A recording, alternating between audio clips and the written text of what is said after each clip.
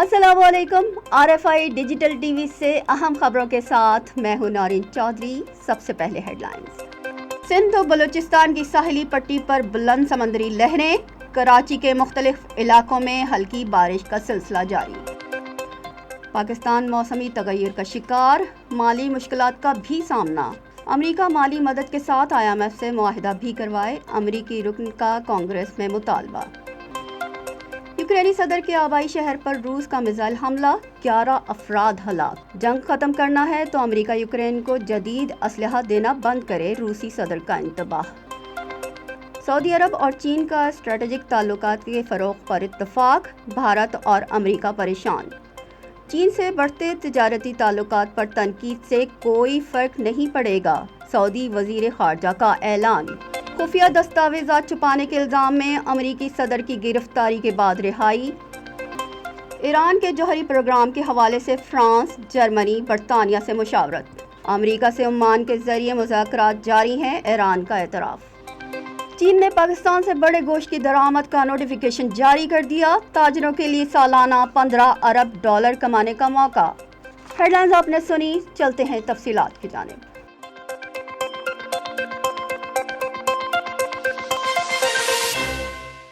समंदरी तूफान बायपरजॉय के असरात, सिंध बलूचिस्तान की साहिली पट्टी पर बुलंद समंदरी लहरें, केटी बंदर के समंदर में शदीद तुग़यानी, कराची के मुख्तलिफ इलाकों में हल्की बारिश का सिलसिला शुरू हो गया। कराची के मुख्तलिफ इलाकों में हल्की और दरमियानी बारिश का सिलसिला शुरू हो गया है, जबकि कराची में आइंदा 3 रोज़ तक तेज़ बारिश होने और तूफ़ानी हवाओं के चलने का इम्कान है। गुज़िश्ता रोज़ भी शहर में गर्द आलूद हवाएं चलती रहीं, बायपरजॉय के असरात नज़र आना शुरू हो गए। केटी बंदर पर समंदर में शदीद तुग़यानी है और बारिश का सिलसिला जारी है। पाकिस्तान नेवी ने क्रीक्स एरिया में रेस्क्यू ऑपरेशन के दौरान समंदर में फंसे माहीगीरों को महफूज मुकाम पर पहुंचाया।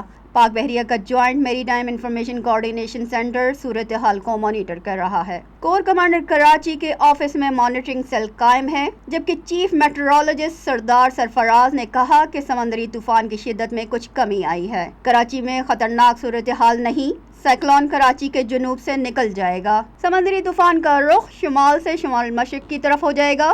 तूफान केटी बंदर और भारतीय गुजरात से गुजरेगा या टकराएगा। अमरीकी वज़ीर ख़ज़ाना का कहना है कि पाकिस्तान के लिए IMF प्रोग्राम की हिमायत करते हैं। अमरीकी रुकन कांग्रेस यल ग्रीन ने कांग्रेस के फाइनेंस कमेटी के सामने पाकिस्तान की इमदाद का मसला उठाते हुए अमरीका पर जोर दिया कि वो पाकिस्तान को IMF और आलमी बैंक की जानिब से इमदाद की फराहमी में किरदार अदा करे। ईवान नुमाइंदगान में खिताब करते हुए यल ग्रीन का कहना था कि पाकिस्तान पहले ही सैलाब से मुतासर है। ग्लोबल वार्मिंग को अमरीका मुस्तरद कर सकता है, मगर पाकिस्तान उसे झेल रहा है। पाकिस्तान को इमदाद की शदीद ज़रूरत है। दूसरी तरफ अमरीकी वज़ीर ख़ारजा एलन एफ गैलन ने जवाब दिया कि अमरीका पाकिस्तान में IMF के काम को सपोर्ट करता है। यूक्रेनी सदर के आबाई शहर पर रूसी मिसाइली हमले से 11 अफराद हलाक हो गए, जबकि रूसी फ़ौज ने मुतअद्दिद जर्मनी टैंक और बख्तरबंद गाड़ियाँ भी कब्ज़े में लेने का दावा किया है। रूसी मीडिया के मुताबिक यूक्रेनी सदर ज़ेलेंस्की के आबाई शहर क्रेनी रिज पर मिसाइली हमला किया गया, जिससे 5 मंजिला इमारत समेत मुख्तलिफ इमारतें तबाह हो गईं। इन हमलों में 11 शहरी हलाक और मुतअद्दिद ज़ख्मी हो गए। यूक्रेनी सदर का कहना है कि इस हमले का हिसाब लिया जाएगा। यूक्रेन फ़ज़ाइया के मुताबिक रूस ने 14 करोड़ मिसाइल और 4 ईरानी साख्ता ड्रोन दागे, जिसमें से 10 मिसाइल और 1 ड्रोन को फ़िज़ा में ही तबाह कर दिया गया। जबकि रूस का दावा है कि यूक्रेन फ़ौज से जर्मनी साख्ता टैंक और बख्तरबंद गाड़ियाँ भी कब्ज़े में ले ली हैं। अमरीका तनाज़ा ख़त्म करना चाहता है तो यूक्रेन को असलहा फराहम करना बंद कर दे। मग़रिब रूस को शिकस्त देने में नाकाम रहेगा। रूसी सदर व्लादिमीर पुतिन ने कहा है कि यूक्रेन तनाज़ा ख़त्म करने का वाहिद रास्ता ये है कि मग़रबी ममालिक यूक्रेन को असलहे की फराहमी रोक दें। मग़रिब यूक्रेन में रूस को शिकस्त देने की कोशिश कर रहा है। यूक्रेन को जदीद असलहा फराहम करने का मतलब जंग को तूल देना है।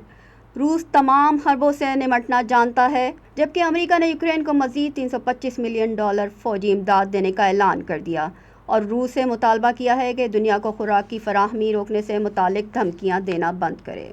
इंडिया के लिए ख़तरे की घंटी बज गई।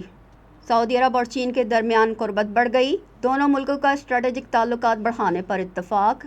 अमरीका भी परेशान।